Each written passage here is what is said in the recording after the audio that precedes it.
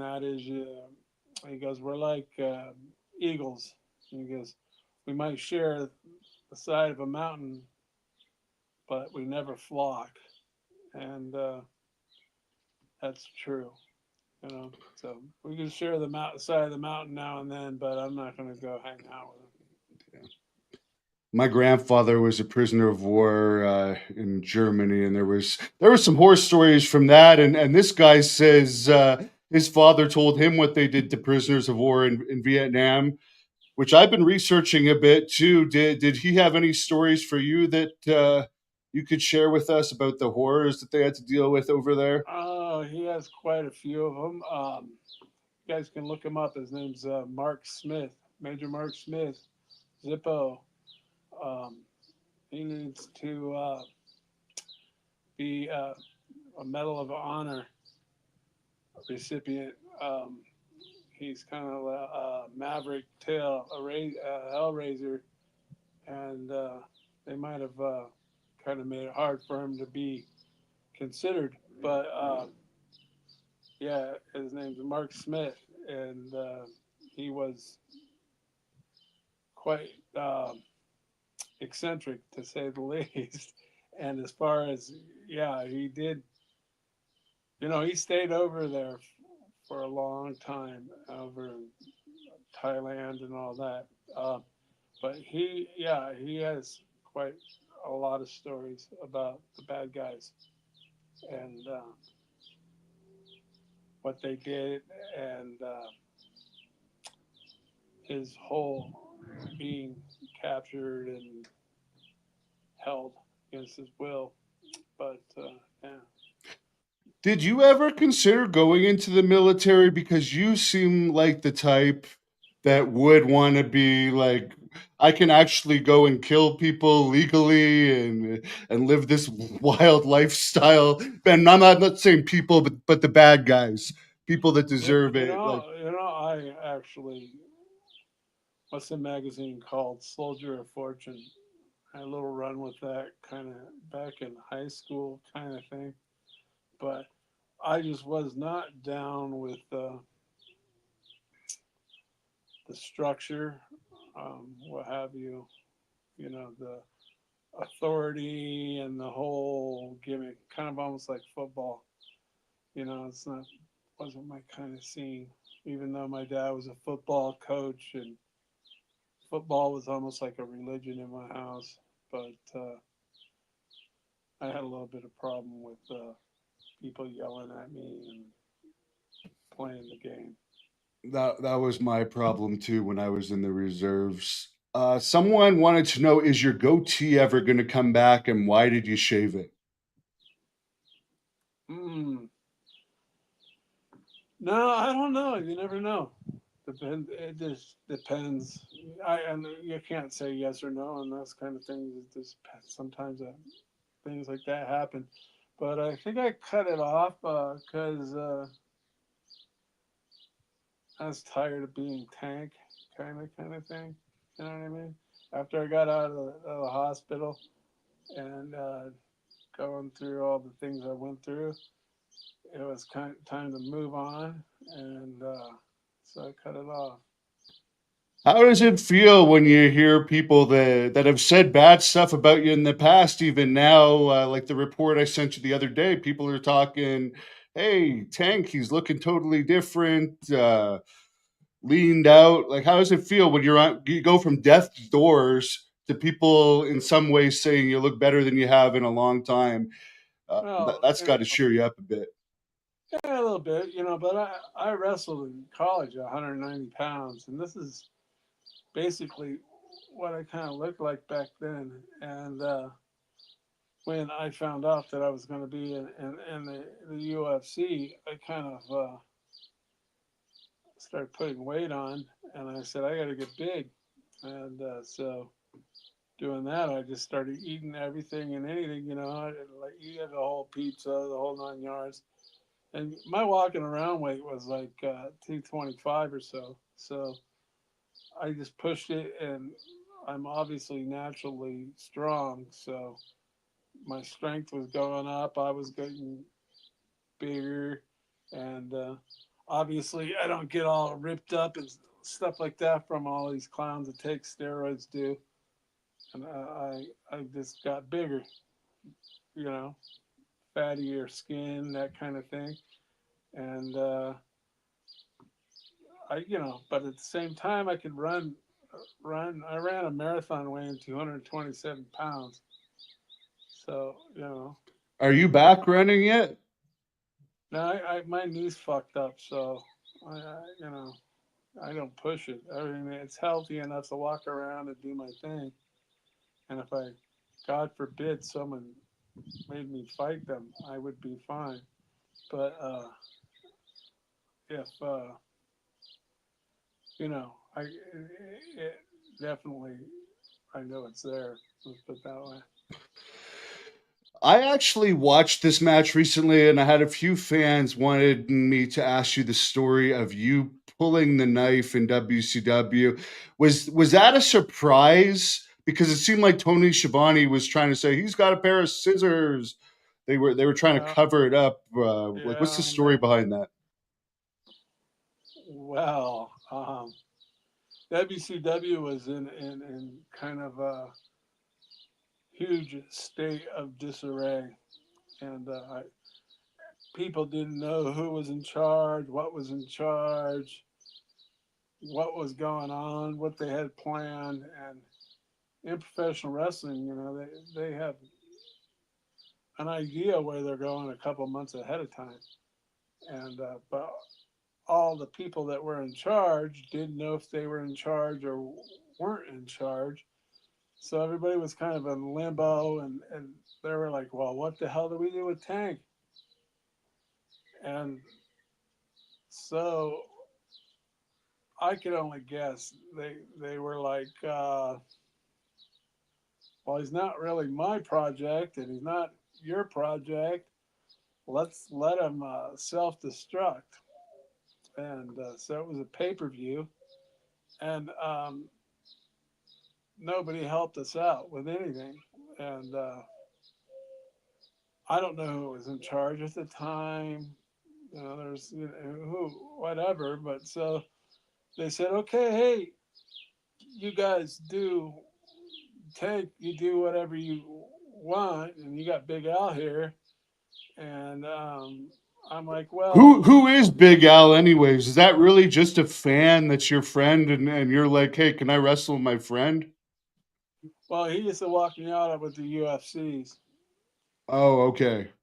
And so they did a run up before that, and that was like Big Al coming to watch me at professional wrestling, and he was calling me a sellout, and then I left real fighting to go do wrestling, and that I was kind of soft in the whole 9 yards, and he didn't like what was going on, and so we were going to fight over my bout jacket that I used to wear with birds, my buddy's birds. Vietnam patches that he had all his tours that he did 3 tours in Vietnam. So he put all his patches on my jacket. In fact, I had a POW patch with Zippo on there. He signed it, and so the jacket I still have is kind of like memorabilia, but it's also dear to my heart. So he he we had a pole match where they're gonna put, and they were asking me what to do, like what the hell do I know? And I I forget who was running the show back at those times. And I I went there, and so they said, I said, how about we do a match over my jacket with Big Al, and Al comes to the show and kind of poo poos the show, call me a sellout, and it would come to a head at the pay per view in San Francisco, I believe. And they were like, "Oh well, it's okay, I guess." It wasn't their ideas about anything. And so they said, okay, go ahead and do it. Well, I kind of put the match together with Al, and Al's never done any professional wrestling whatsoever, any. And other than me and him just messing around when we were drunk. But, you know, that was it. And so they asked me, I go, hey, we're gonna do this, we're gonna do that, and I went to a couple of the agents that were do my matches usually, and I said I was thinking about doing this, and I was thinking about doing that, and all of them would look at me and just put their hands up in the air and they go, well, do whatever you want to do. I can't tell you what to do and not what not to do. You know what I'm saying? And I was going, man, this is really weird. Anyways, so I put the match together, and I was going to carry him up the turnbuckle there and then throw it. He was going to take a back bump off of the top rope from me standing on top of it, holding on where the jacket was. And on, he wasn't helping me whatsoever. And so, This is what you're talking about, right? Can you see the yeah, picture? Ooh, yeah. that's scary. Yeah, well, so I'm almost up there. And he starts going, I'm going to fall. And I'm like, oh, please don't, man, in my head. And so he's like trying to hold on for dear life. And he fell. Even And he, even just to climb up the turnbuckles and keep balance with a guy that big yeah, on you. he's like 250. So I'm like trying to pick him up, and then he falls from that picture you just saw. He fell from there, and he hit the steps on the turnbuckle there, and I was like, oh fuck. So like I'm going, what do I do now? And so I said, oh fuck it, I might as well grab the jacket. So when I was taking my jacket down, I realized that I have a knife in there because it was my usual jacket, and I go, oh fuck. So I said, what the hell? So it was just a last second thought, and so I pulled the knife out and I jumped down there, and I thought I'd rough him up a little bit for falling, number one, but just number two to have some fun. And so I hit him a few times, and I had the knife in my hand, and I said, what the hell, might as well jazz it up a little bit. And at that time, so I put it to his neck and said, what I could do to him. And walked in the back, and everybody was in a state of shock, like, oh my God, what does Jews do? And before that, uh, Bird used to drive around the country. Bird was a character and a half. I love the man to this day. I think of him constantly. But he used to drive around in his van, and he had like you could live in there if you really wanted to. But he had a thing, and I told Big Al, I go, hey, this can get pretty nerve wracking, especially if you've never done this before, and get nervous or anything, let me know.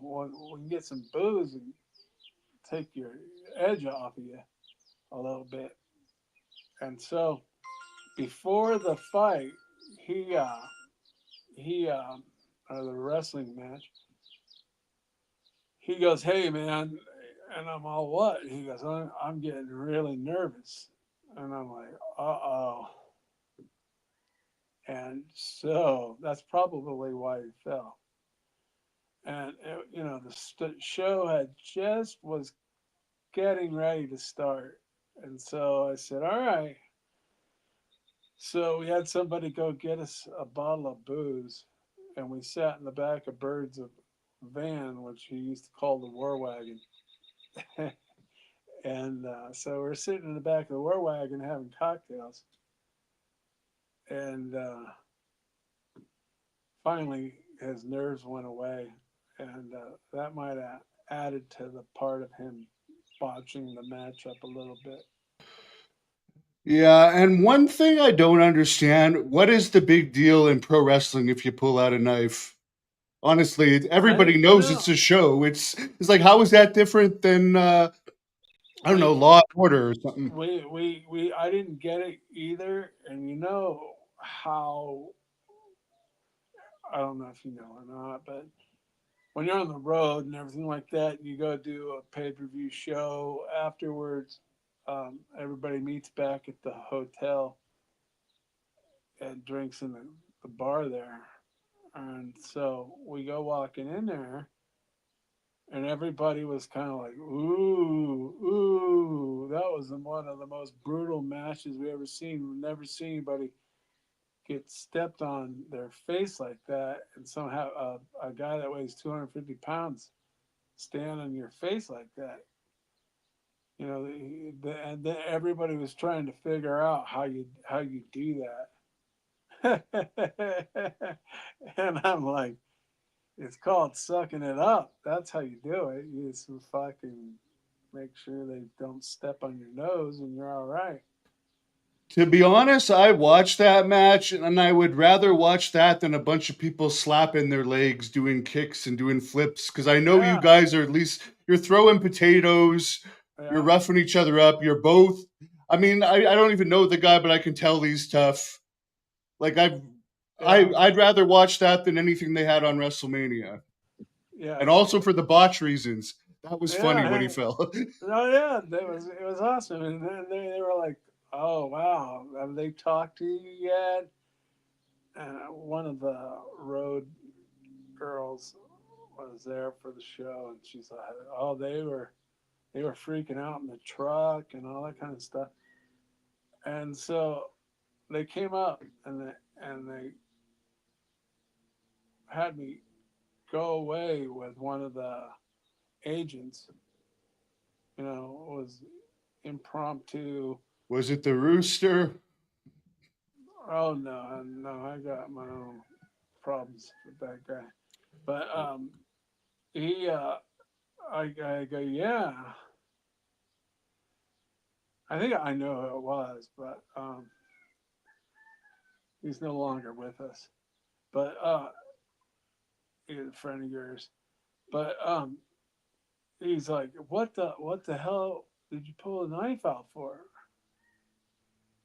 And I said, well, you guys told me to put the match together. And I go, I don't know how to put a fucking match together. I don't know how to do anything. I go, not a fucking thing. I go, I did the best I could with you. You take two green guys that don't know anything about the business and you say, go in there and do a match. I go, I had no clue.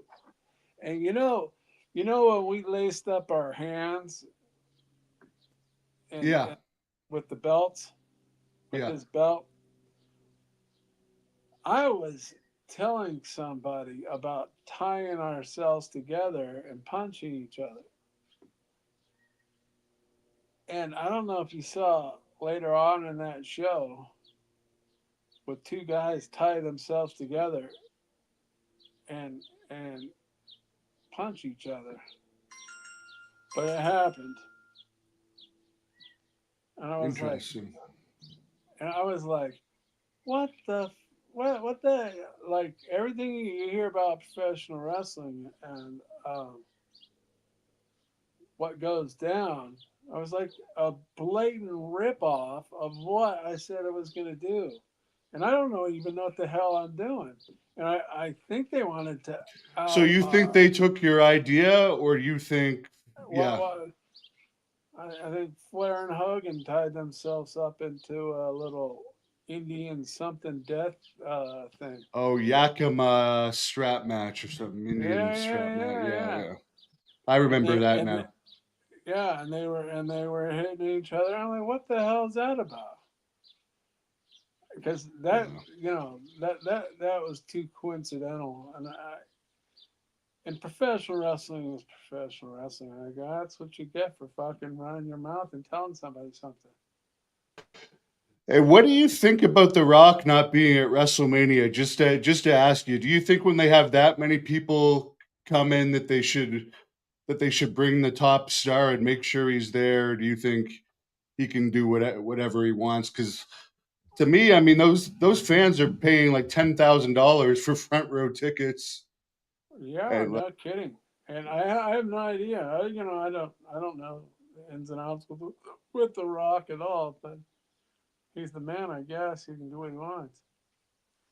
yeah, I would be pissed if I bought tickets and he did not go at those prices, but that's why I don't buy tickets. Yeah. Someone wanted to know about your experience with Pride, and did you have any Yakuza interactions over in Japan? Well, and to find out, um,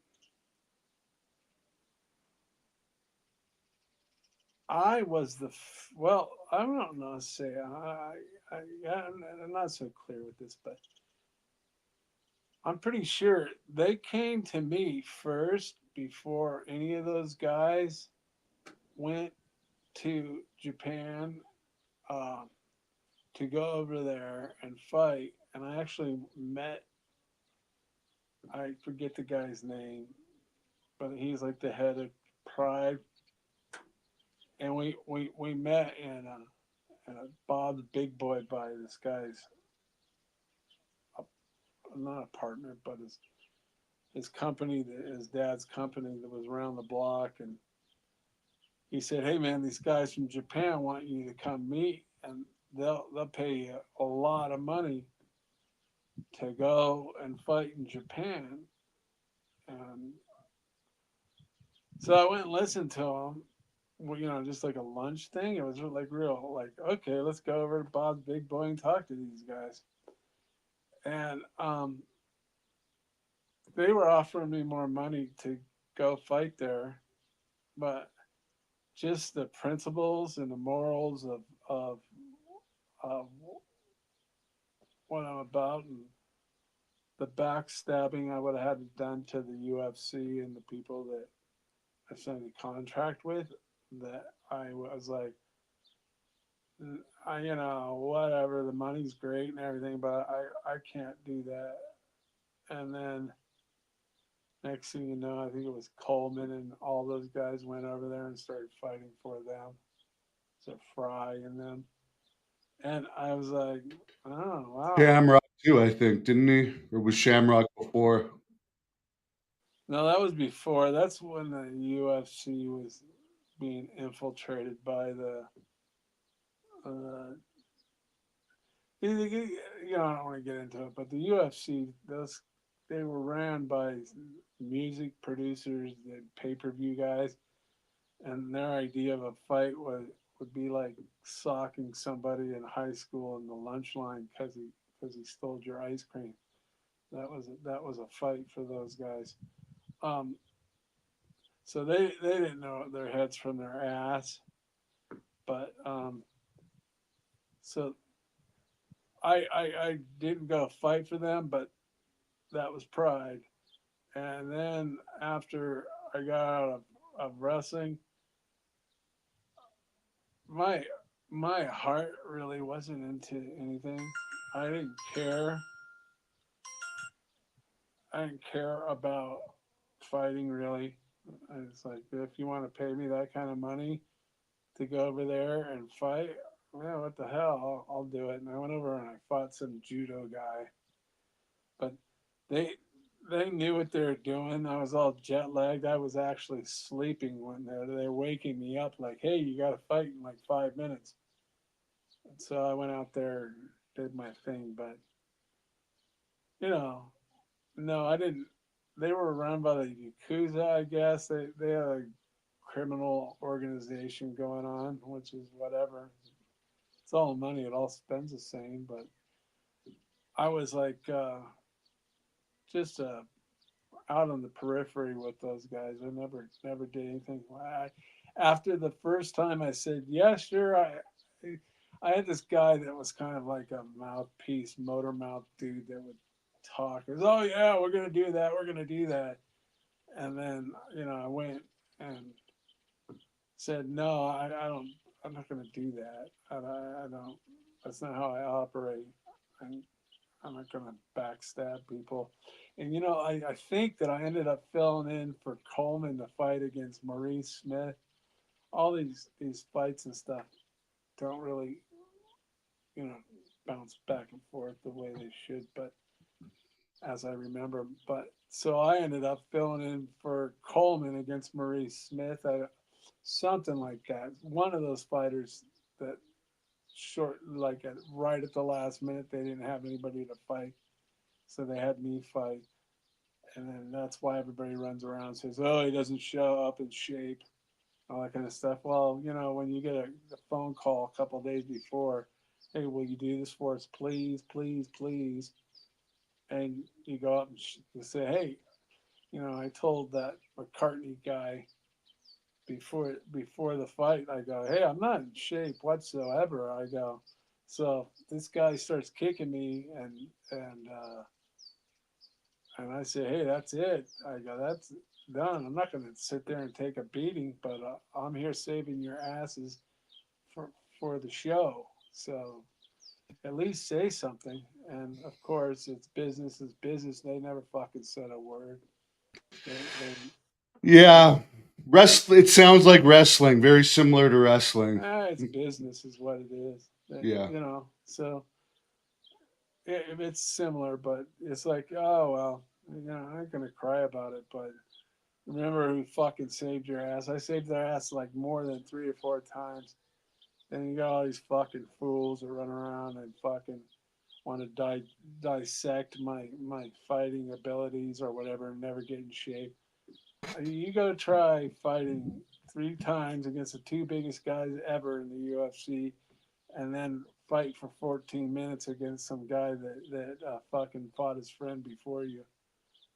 Because all these tournaments, Yeah. all these tournaments, and all that are easy to if you have you fight your friends. All these guys fight their friends, and they all scheme and do whatever. They're fucking cheaters, narcissistic fucking punks that run around and do bullshit that wouldn't if it was easy a fair fight without their cheating, they wouldn't be victorious. You can still trash talk, can't you? Jason wants to know, what would your dream fight have been in your prime against any other fighter from your era in their prime? What do you think? Or did you have it? Mm, you know what? The first, I don't want to say a fight because I really don't really remember any of them. But the first show was my dream day for fighting. Um, that was as raw as it gets. It was truthful as much as you can. But Oleg went out and fought his fucking friend, and then you got McCartney fucking, and you guys have no one knows the backstory, and maybe I might just start fucking telling people what really went down. But the backstory of McCartney and his little cheating ways, not really so much cheating ways, but the guy's a stooge for you know for Brazilian Jiu Jitsu or Gracie Jiu Jitsu because he was a student. Guy, like you said, I'd love to fight the guy. We'll see. Yeah, I hope it happens. We can just keep saying it. Saudi Arabia put it together, and I'm sure he would do it for the money that those people pay over there. Yeah, You know, I'm down for it, man. I would love to beat the hell out of that guy. Would you have like a blood sport pro wrestling match? Like I know you saw blood sport. You were at the show Josh Barnett put on. Like, would you get in there in a wrestling match situation again and kind of test yourself? I know it's predetermined and everything, but that's a little bit more rougher style. Yeah, yeah, I'm down. You know what? I'm pretty healthy right now, and Because honestly, you look in better shape than Butterbean. Because I was looking at you guys together, and I like Butterbean. This is no insult to Butterbean, but if you guys look, Butterbean had a match, and oh Tank yeah. is behind him. You actually look in better shape than Butterbean, to me. And Well, Butterbean's doing great. I love Butterbean and all that. Actually, I think he's a cool guy and all 9 yards. But A ladies' man too, supposedly. I hope you think I look better in Butterbean. Let's just put it that way. Oh yeah, I'm just saying because he had a match. He actually uh, had a match. So I mean, yeah. to me, if he can have a match, you could have a match. Oh yeah. And my organs are all right. And I live out here on an acre, and purposely, I have I've had tons of dirt, like 40 tons of dirt dropped off in the back, and I've wheelbarrowed it all the way around the whole area that I needed to. I subsequently got two more 40-ton dumps, but I told the guy when he first came here and he dropped it off with his dump truck, he's like, "You gonna get a tractor and do this?" I go, "No, man, I'm gonna do it by myself." And he thought I was crazy as a shithouse rat. And after I did it, I was like, "Yeah, I don't think I'm gonna do that again." And so I got a tractor for the next two. But yeah, I I I I can get out and do physical things. I haven't rolled with anybody, but in my mind, I think that I could do all right, which Yeah. is which could be deceiving. But Well, if I it's going to be on my bucket list. I want to get in the ring with you one of these days and in pro wrestling yes, and have an extremely hard hitting. I one thing I did see the highlights of that blood sport. If I had you and me could have had a way more hard hitting match than any of those guys. I'll just I say that straight up. I know Josh is a great fighter and he had a great technical match, but we would have just gone out there and brawled. oh So well, I did a match with him in Japan, and oh yeah, it was we talked about that, but we didn't go into details it last was time. Could you tell it, us that story? it was pretty snug. Yeah, but I enjoyed it. I don't. Neither one of us got hurt, but it was snug and stiff, if you will. But I could see other guys complaining about it. I got no complaints. I was happy. I thought it went down good. Hey, it looks like I owe you a burger next time I'm in Phoenix, which will hopefully be this summer. Drago tipping $5 here says, "Can you quack like a duck, like that time you called Doug Dillinger head of security in Yeah. WCW?" I still find that funny to this day. I think I must have missed that. Well, yeah. Doug was a special kind of guy. Are Uh, you going to give this guy the quack? well, you know what? I must have lost it with my my strokes, but I can't quite remember what because that had to have been an Yeah, impromptu. I don't remember that either. Yeah, that'd have to be an impromptu thing I must have done.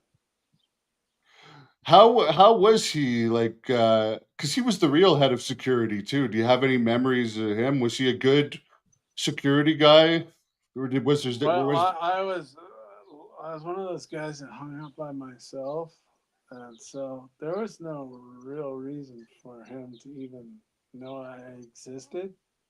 Trying to think that maybe he might have once or twice said something to me, but I didn't pay it any mind. He's like, whatever. Eh.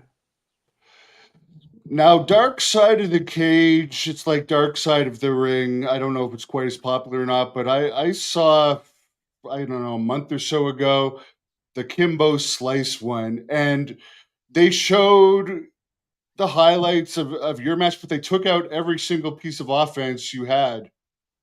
It's like they purposely Well, like made you look bad. What did you think about? Did you even know I about? Or I guess I told you, but did you watch it at all? no, I never caught it. Yeah, well, if you're trying to get somebody over, why not? I just thought, come on. I mean, is it gonna hurt? Why do you have to do that to Tank? Oh well, Yeah, I'm a big boy. I can take it. yeah. That was a weird thing. You know what? It's all written. Things are strange. That was a strange one. I don't even I don't even know what happened in that fight. To be honest with you, and I was in a decent shape. I don't know what. Just I must have caught one. That was a huge fight at the time too, because wasn't that for like a smaller promotion? But it was just It as was big a, it as was any a world yeah, it was the first time on Showtime. So it was some promotion for Showtime. because it made the news in my city in Canada. I remember it was in the actual sports section. Yeah, So that's wow. how much people were talking about it for the fans that don't remember it. But it was a big Yeah, deal. well, if it, you know, I would have liked to have done better, obviously, but it is what it is. What are you gonna do?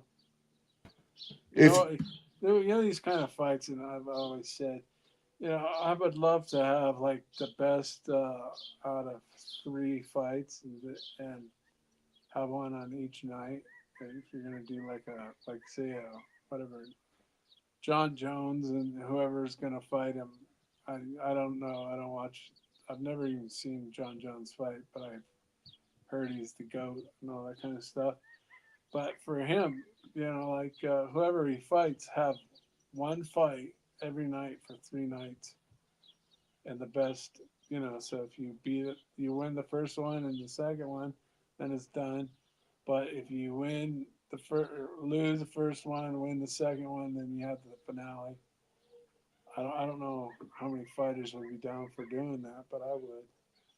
Because you can get caught in all sorts of things, like the cabbage fight that I had on my comeback. I I actually went and fought him again in Hawaii, and I think he's probably still sleeping from the punch I hit him with. But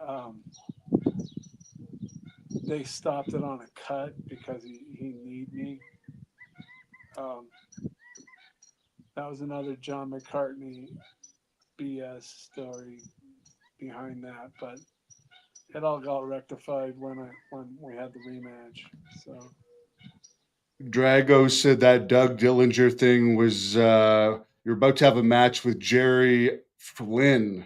oh, Was okay. he tough? He was supposed to be some big martial arts guy. Yeah, no, Jerry was a cool guy. They're all cool guys. He tatered me one time, not really tatered me, but he fucking kicked me with one of those boots, and the heel, or not the heel, but the sole of his boot fucking nailed me in the head. Holy fuck, I'm not one to say anything, whatever. And later we were having drinks in the bar, and he's all, "Hey, did I catch you with my boot?" And I sure the fuck did. And I had a lump on my head, and I go check it out.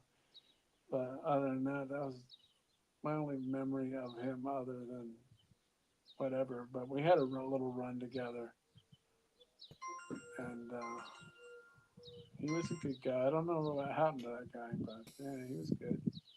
Yeah, some of those WCW guys kind of fell off the radar. Like Glacier, was he tough? He was another one of these martial artists. Seems like a nice guy, but Yeah, no, I don't even remember. Maybe I remember his gimmick a little bit, the glacier thing, but there was that kind of a level kind of of guys that you kind of go, all right, but then you never see them again. I had an amateur match before a WWE show with Shelton Benjamin once. And I know it happened with Lesnar and Angle and stuff. In WCW, did that ever happen before the shows? Did any of you guys like get in the ring and friendly, like Yeah. grapple around, or it was none No of that? one ever wanted to. Um, there was one guy um, at the power plant. I don't even remember. He's a jobber kind of guy, and he started obviously not a very intelligent guy, but he started turning the knobs up on the volume. And so I said, what the fuck's this guy doing? And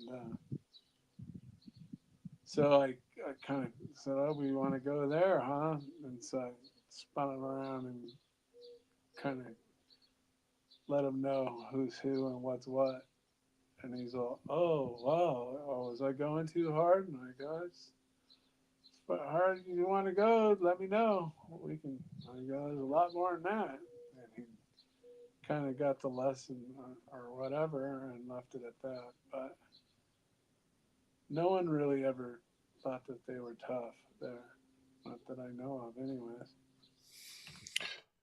Sam remembers your Tank Abbott Show podcast, and he remembers fondly your challenge to Ronda Rousey, Well, saying that you'd have her make you a sandwich.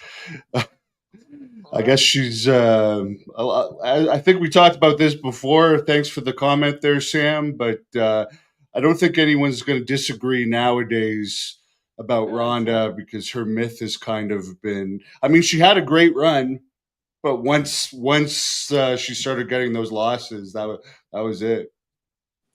yeah, like, come on. Like, this is ridiculous.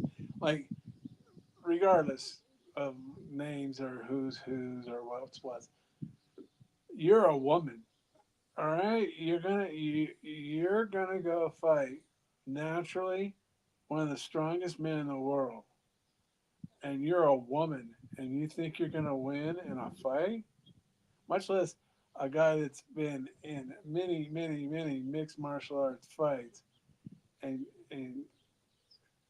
hundreds of street fights, and you're a woman, and you think you're gonna overpower a naturally one of the strongest guys in the world, and you're gonna go in there and win that fight.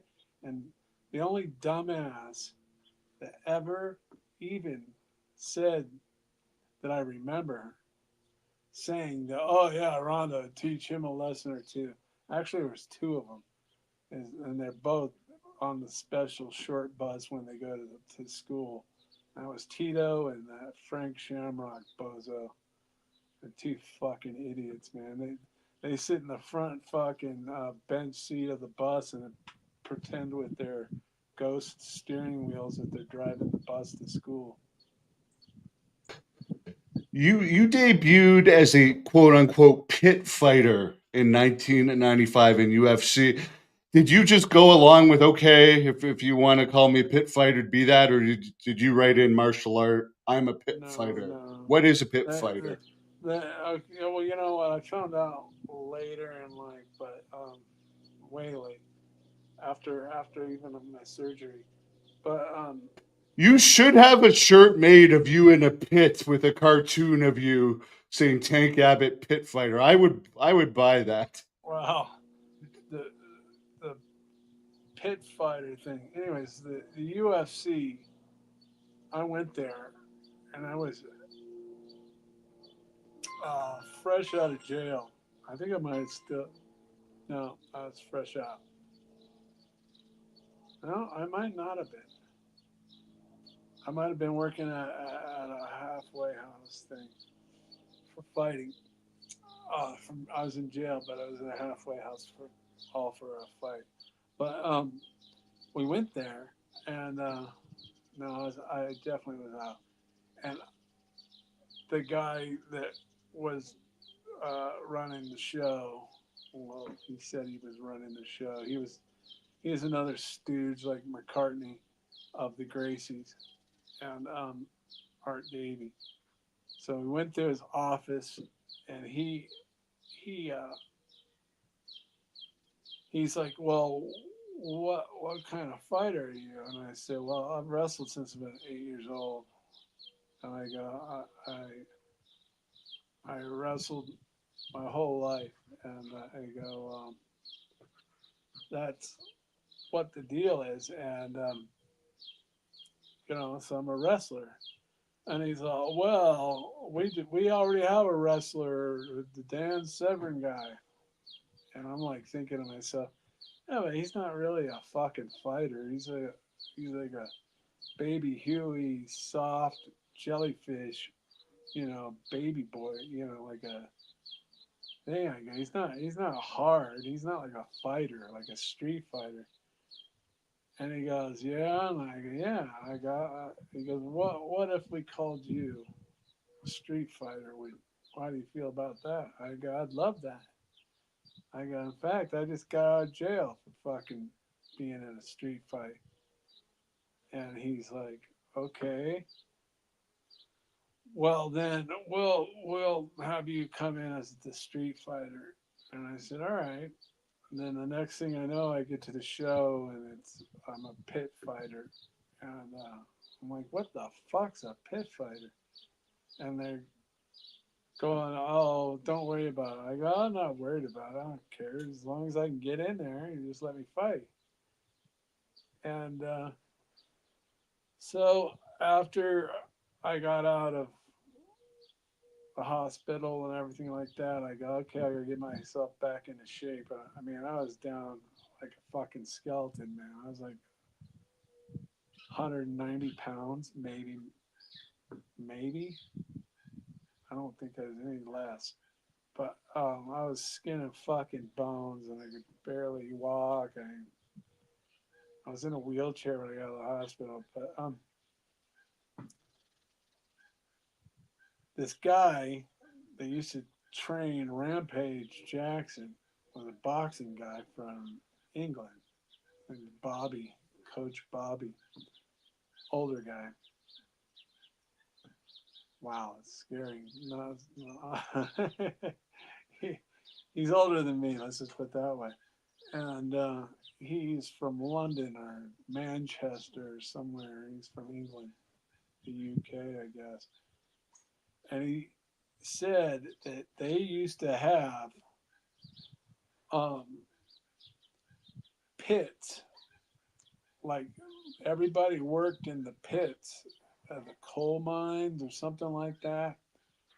And every Friday night, they were kind of localized and by different um, companies, and whoever the tough guy for the company was represented that company, and so That sounds the fun, by the way.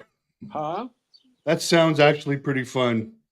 yeah, and so he said that he goes. So every Friday night was like fight night, and everybody went to the pit, and there was like a pit made out of coal or what have you, and it was like a big ordeal, and it was like a street fight in a pit, and that's where pit fighter comes from. And I'm like thinking to myself, all these fucking years, what is it? Been what, 20 something years, longer, maybe even longer, but it was maybe 25 years or so. It took me to finally hear what a pit fighter was. And that was from these guys that worked for these coal mines. And the big tough guy from each company would meet up, and they would on Friday night, and they would have the pit fights. And if you were the head guy of the company, you were the top pit fighter. At least that's the story he made up and told me. Apparently, Lee Duffy was a pit fighter, and I don't know who that is, but thanks for that info. You got another $2 here from Drago. Wow, I definitely owe you a big meal next time we run into each other. Right on. He wants to know Well, about your dealings with Vince Russo. yeah, well, I don't really remember talking. I mean, I talked to him and stuff like that, but we never had like an in-depth conversation. It's always like, hey, you can do this, this, and this. Like, yeah, sure, whatever. But as far as like, hey, Vince, what's going on? That wasn't never like that. It was always in passing, or would find me and go, hey, this is what we want to do. Yeah, and I was just a yes man. I was like, yeah, whatever, okay. Yeah. Because you were kind of out of wrestling when all that behind the scenes crap was going on in WCW, were you just like, hey, as long as my check comes, I'm just going to show up, party, and do whatever they tell me? Or was that bothering you at all? Like, what the hell? What's going on here? This company's going in the shitter. Like, did it Well, bother you? when it was coming evident that it was coming to an end, it was kind of like, what's going to go on now? And like I said, I don't know if I've told you this before or not, but when I first got there, I think we were in D.C. and they brought like the guys that I usually walk out with in the UFC. They brought them there, and we were walking out like almost like we were just kind of being invited in. Before this was before I went and had a little scrap with Steiner. Um, Sid was back there, and you could see him, and everybody's like looking at Sid, going, "Jesus Christ, that guy's a fucking giant." And so he's all, "Hey man, what's going on?" I think I might have seen him a couple times, just briefly. And he's like, "So you gonna be around here for a while?" And I go, "Yeah, I think so." And he goes, "Oh." He goes, "Well, let me tell you something. You can take whatever it's worth." He goes, "But I just suggest to you to keep to yourself and don't tell anybody about whatever deal you made with anybody or anything because it's none of their business. And he goes, all it's going to do is cause you problems." And so I took that to heart, and I really didn't hang out with anybody, and kind of helped me out in the long run. Someone wanted to know about your iconic post fight comment after UFC 6, where you said you were sexually aroused after beating the crap out of the guy. Well, that was actually the next show. That was in Denver, and Okay.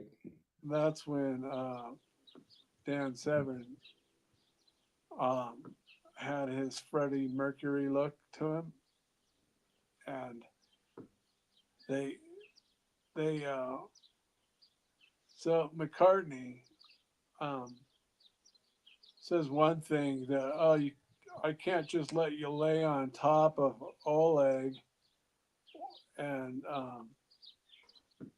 not do anything in the whole 9 yards. I had to put you up, even though there were no rules for that. And I'm okay. So the next show, uh, roles are reversed, and Severn's on top of me, holding me down, slapping me. If you watch it, he's slapping me the whole time because he didn't want to hurt his knuckles, I guess. And so he they put the clip on, and these jackoffs that fucking they're doing the commentary. They don't know anything about fighting. Are like going, what do you think about that right there? And it was Severn. He kind of had his legs snaked over me, and he was slapping me in his head. And I go, well, it was like being raped by Freddie Mercury. And then they zoomed in. They put the clip on of him slapping me in the back of the head. And I said, "Oh, whoa, whoa, man, you better get that off. I'm getting sexually aroused." And I guess some people remember that. Apparently, it's decades later and they're still talking about it. Stage Pup is asking if you ever wrestled in the Southeastern Conference. No. Did you ever fight in Atlantic City, where Ibsen is from? Atlantic City. Mm. One town Well, known for its fights. yeah, I fought, who the fuck did I fight there? Um, Frank Near there, I think. Yeah. That was at the Trump place. Yeah, I didn't even know you fought Premier. Interesting. It Trump was, Plaza. my mother passed away right before that happened. And I called Dana up and told him I couldn't fight. I go, I don't want to fight. I don't. And he's like, please, please, please, you have to. I'm like, well, I gotta make it big. I go, but just remember, I don't want to do this, and I'm doing it for you. And you think he remembered? No, definitely not. Live and This learn. person has a question that we all know the answer to this. Did you get into any street fights as an adult? I guess maybe the best question to that is at what age was your last street fight? Oh wow, think about that one. Because you were still street fighting regularly. Like, was there a crossover? Like, once you started in UFC, you're Oh, still starting it. after that was over with, everybody knew who I was. There's no such thing. You ever get these fucking bozos that bounce and stuff like that? They get um, once they think they're all that in a bag of chips because they have the law or the paramilitary, the laws on their side, and they're going to, you know, they're gonna, the bouncer's gonna, he's indignantly righteous, and he's going to stand up for being sober and being in control. I've had those bozos get in my face where I just go, oh my lord, back in the day when no one knew who I was, and I look like this. Yeah. Found out that a lot of people found out they made a mistake, and depending on how much you ran your mouth, that's how much beating you got. I used to give some really bad beatings to people. Would That's you why. bite too? Because you hear a lot of that. Well, in the wrestler stories, like Haku's biting, Paul Orndorff's biting, Brian Blair's biting. Would you bite, or would you be more of a smasher type fighter? Oh, I do everything. But I bit one. This guy's really cool. He didn't even call the police. Um, I I ripped this guy. I bit this guy's ear and ripped it halfway off. But he I love the smile that you got when you said that. wow, he he he could have called the police and stuff like that, but he didn't.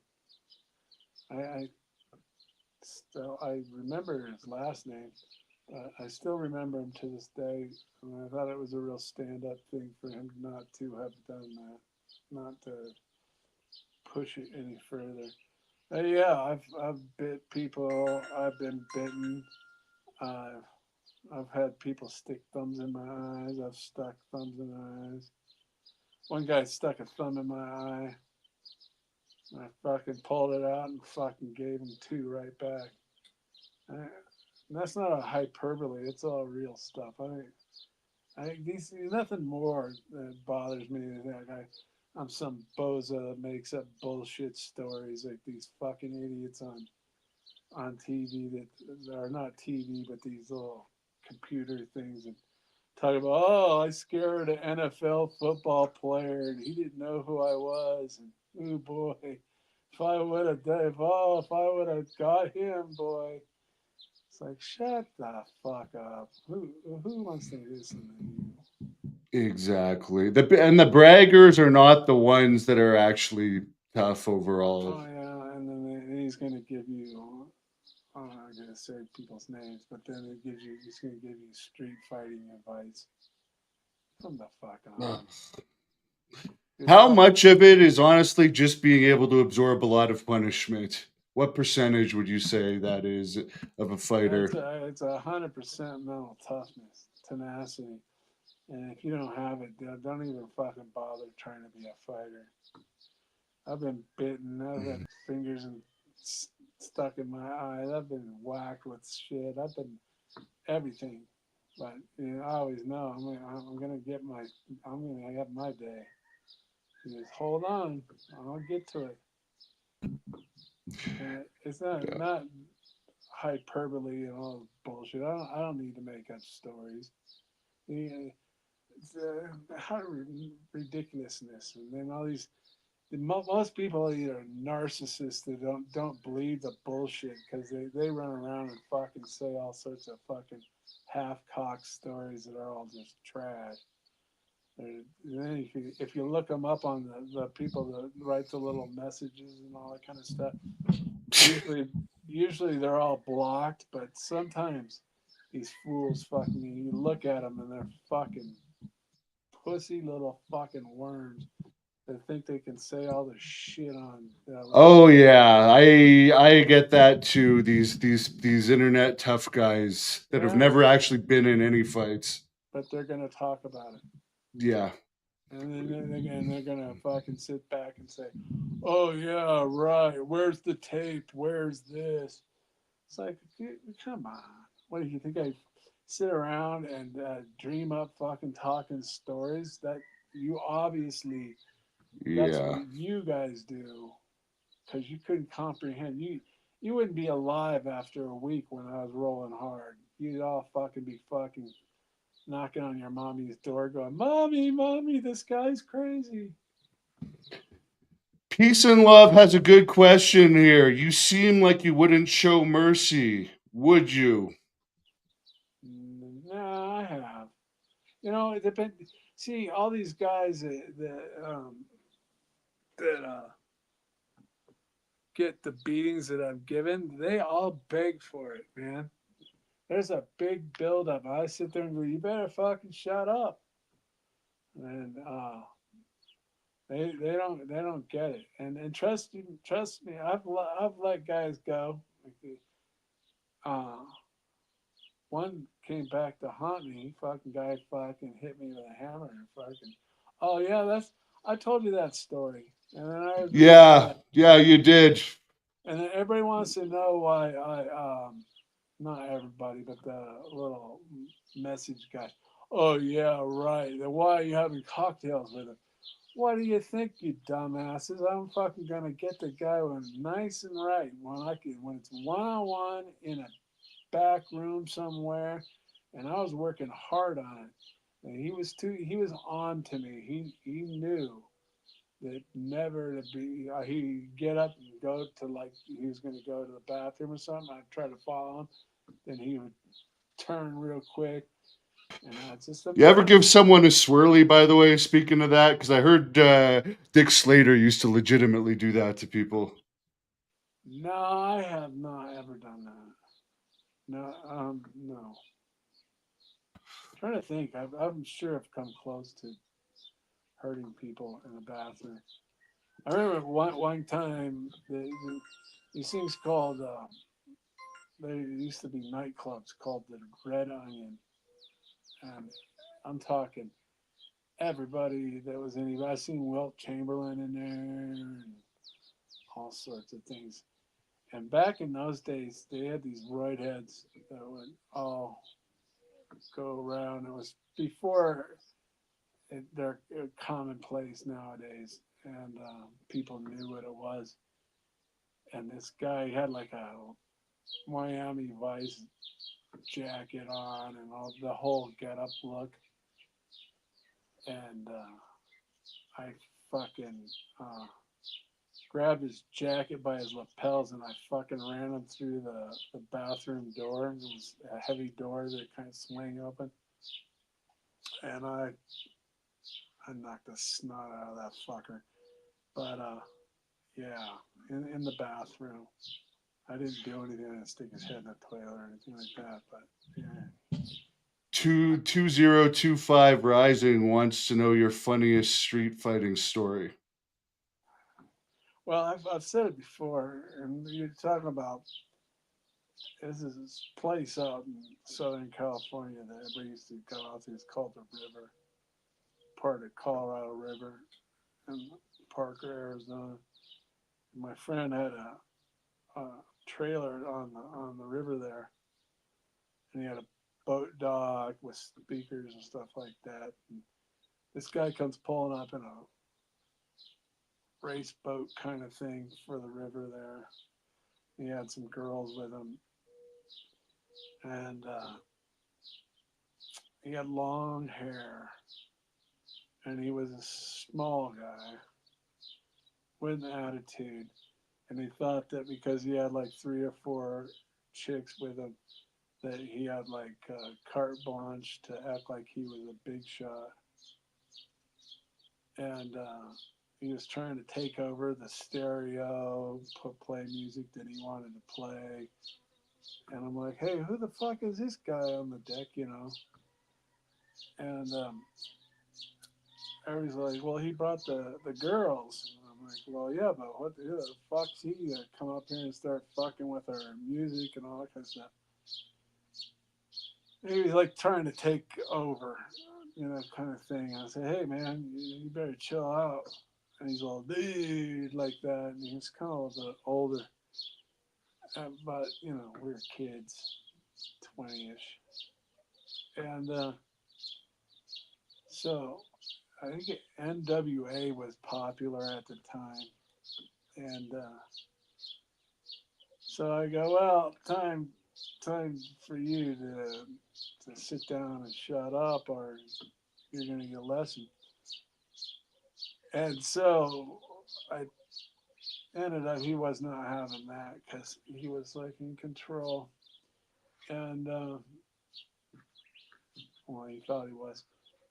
So I picked him up and like in a cradle kind of thing with one of his legs, and I held him over the deck over these jagged rocks that where the boat was out, a boat ramp or not, Wow. the boat dock, and I was hanging him over the thing like you wanna fall on the rocks, and he was terrified. Jesus Christ. So you're like pushing him off or just. No, I had him like in a cradle like Oh, this. an amber. Okay. Okay, I had like one of his legs, and then my other arm was behind his neck. I was holding him over the thing. I was pretty big and strong at that time, lifting a lot. And he was holding on to the side of the deck, going, "Please, no, no, no." So I kind of turned him over, but pulled him back on and threw him on the dock. And he decided, I guess, that he was going Is to there fight. people watching this, by the way, or is it just you Oh guys? no, no! Everybody was out on the boat dock and in going into the trailer. Everybody that was there kind of knew what who I was and what I was about. So they were like, "Oh fuck!" And so I threw him on the dock.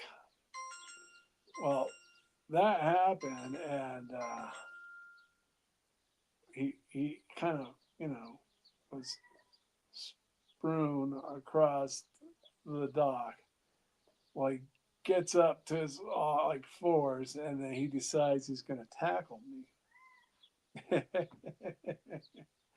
uh, And so he comes charging towards my waist, and obviously I've wrestled for a long time, so that's kind of futile. And I reach down and grab his hair, and I start whipping him around like a, you know, like a like a dog or something like that, you know.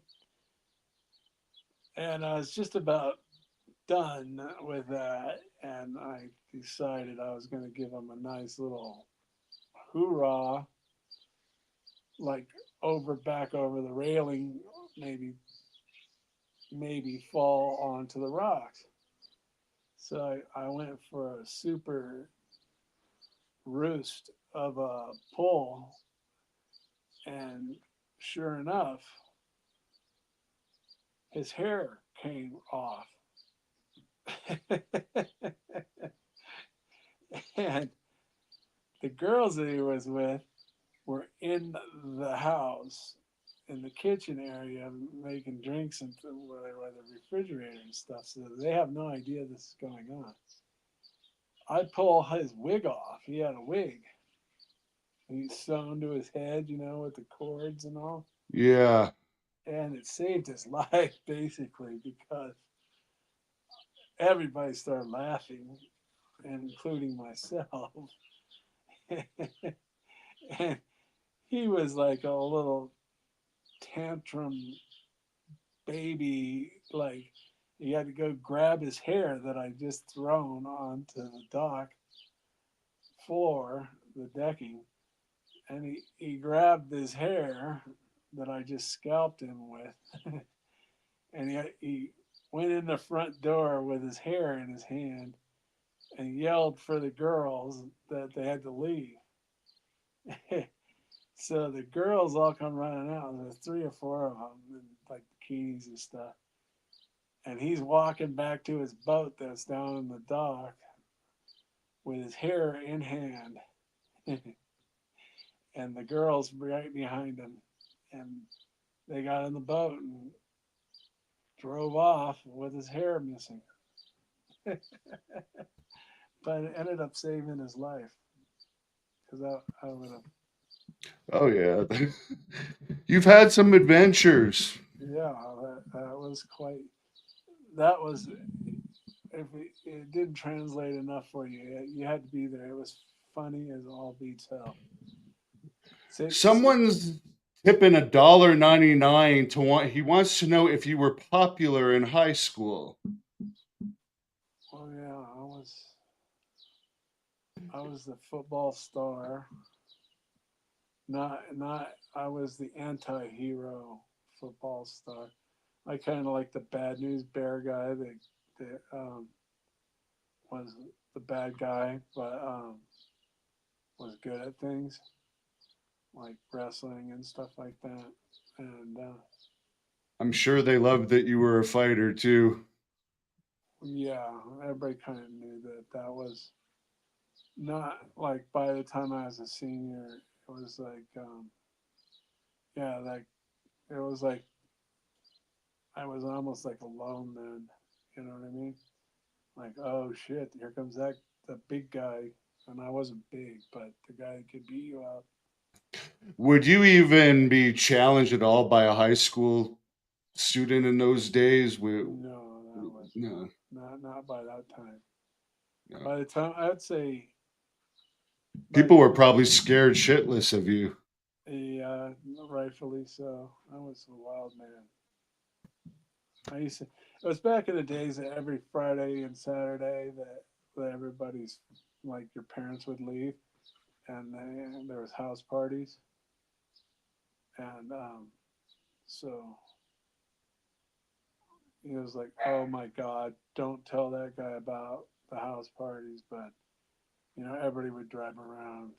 Um, that was your social entertainment for the weekends. Friday, Saturday night, go to somebody's house parties.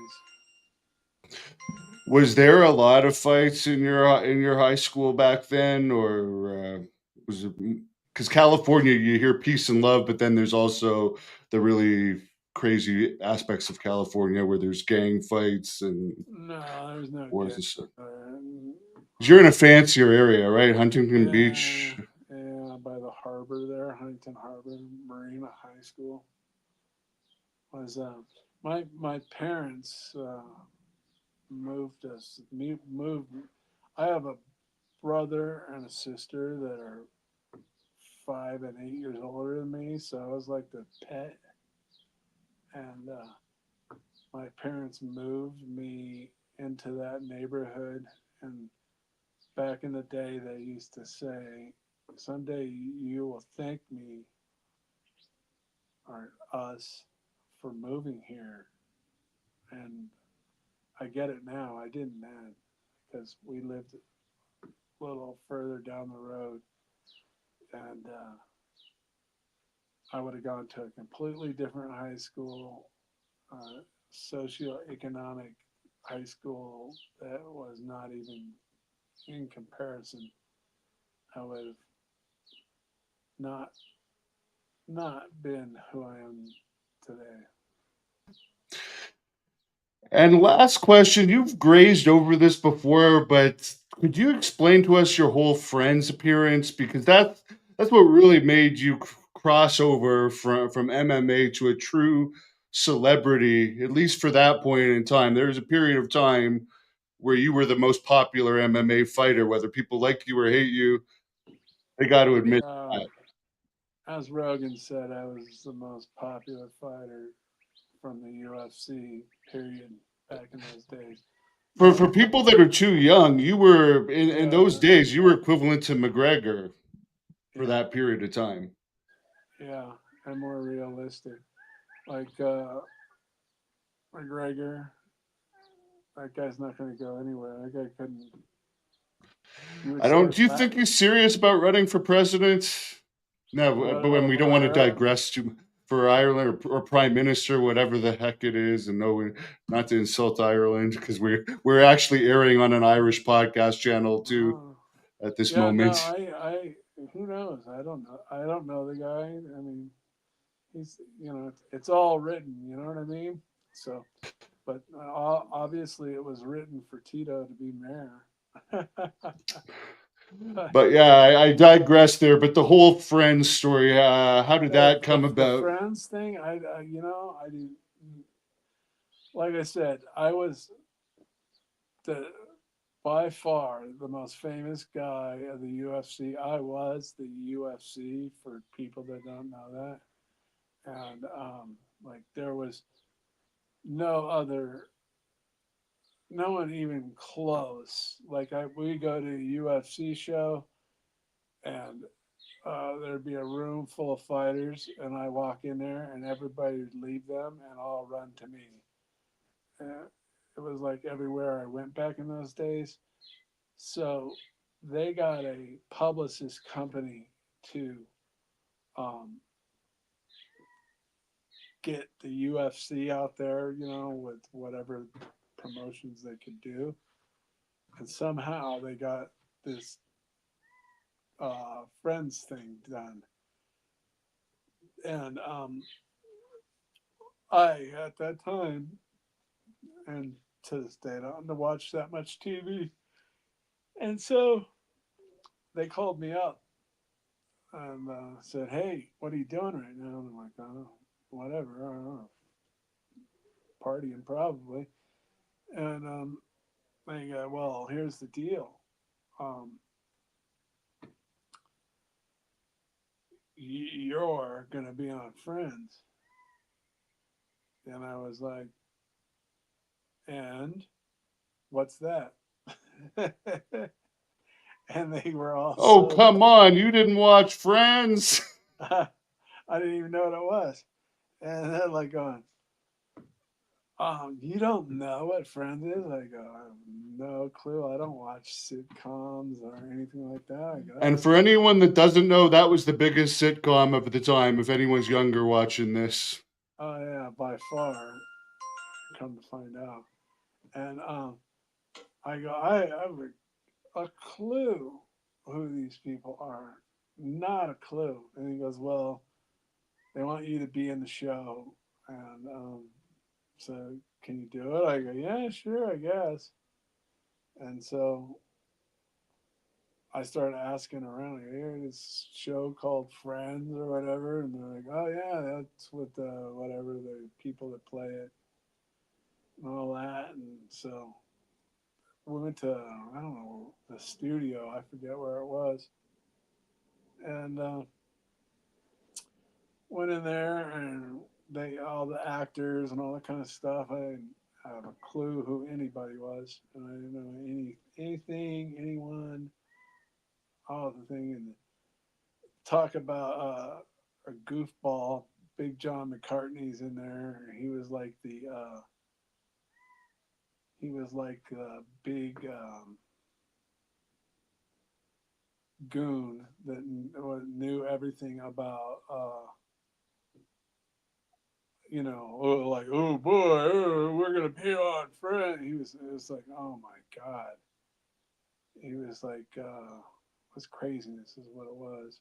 But I didn't know who any of them were, and didn't even know until whatever. I couldn't even find anybody to be on to want go on the show.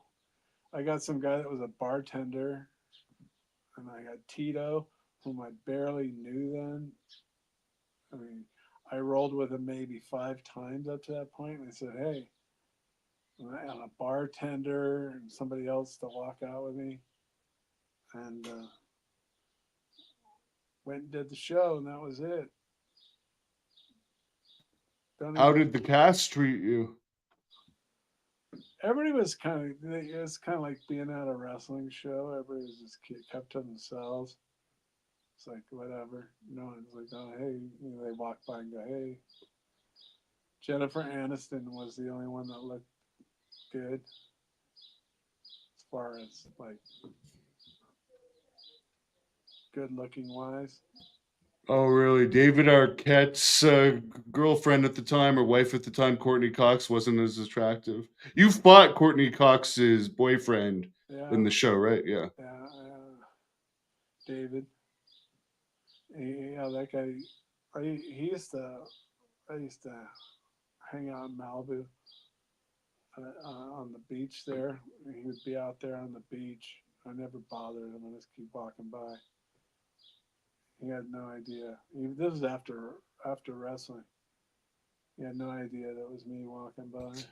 I saw him at the Yeah. forum once, and I said, "Hey, I walk by your house all the time. I see you out there." He said, "How come you never say hi?"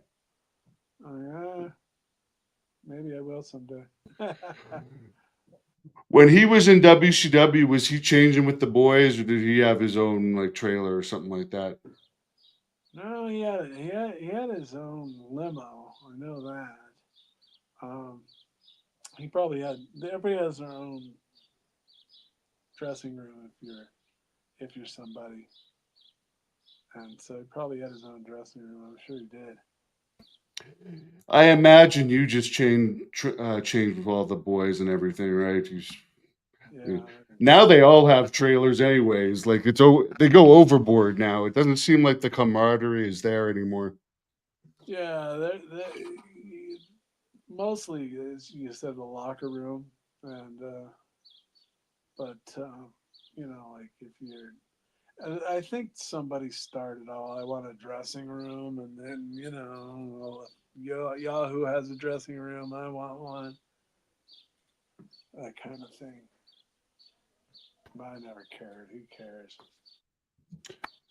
Well, I really appreciate you coming on again and filling us in about WrestleMania week. I was telling the fans to go to Amazon for your book, which you're doing a screenplay of a different book now. Could you want to say anything about that, or is Well, that actually, I'm doing a screenplay of the the 3 books that are a trilogy of one story, and so like I was like, if I ever got to the point of doing a screenplay kind of thing, that I was under the assumption, which is always a was asked of you and me type thing, um, that you could just write a screenplay, and it's simple. Just read the book and make a screenplay out of it.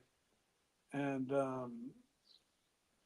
I studied. I did a little looking into it and studied it a little bit, and I'm glad that I did because um, I don't think I could have gotten somebody to write a screenplay that I would be happy with. So I wrote my own screenplay. It's not rocket science, and I got a degree in history, so writing isn't that difficult for me to do. You just sit down and fill out a blue book for all your exams and stuff like that in college, so it's not that difficult for me to write stuff. But so it's taken a while, but I've got a pretty good story of old Walter Fox and how he got into the UFC. A lot of people think Walter Fox is me. The only true fighter of the UFC, not an athlete that tries to go out and play around with technique and skills and